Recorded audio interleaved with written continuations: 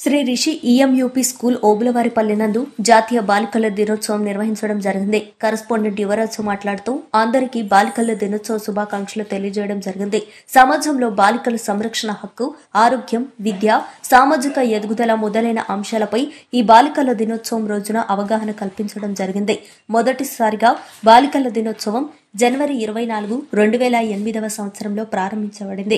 జనవరి 24, 1966 ఇందిరాగాంధీ భారతదేశపు మొదటి మహిళా ప్రధానమంత్రిగా ప్రమాణ స్వీకారం చేశారు. అందుకే ఆ రోజును జాతీయ బాలికల దినోత్సవంగా గుర్తించడం జరిగింది. ఆయన మాట్లాడుతూ ఆడపిల్లలను పుట్టనిద్దాం, వారికి భద్రతనిద్దాం, వారికి స్వేచ్ఛ జీవితాన్ని అందిద్దామని తెలియజేయడం జరిగింది.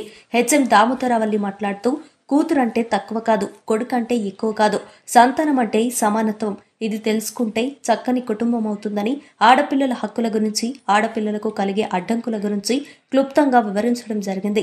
బాలికల దినోత్సవం సందర్భంగా మా పాఠశాలలో బాలికలకు ఆటల పోటీలు మరియు మ్యూజికల్ చైర్, వివిధ రకాల రన్నింగ్ రేస్, వివిధ రకాల ఆటలను నిర్వహించి ఆడపిల్లల ప్రాముఖ్యత గురించి తెలియజేయడం జరిగింది.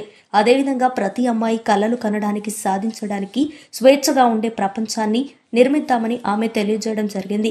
ఈ కార్యక్రమంలో విద్యార్థులు, ఉపాధ్యాయులు, విద్యార్థిని తల్లిదండ్రులు కలిసి కార్యక్రమాన్ని ఘనంగా నిర్వహించుకోవడం జరిగింది.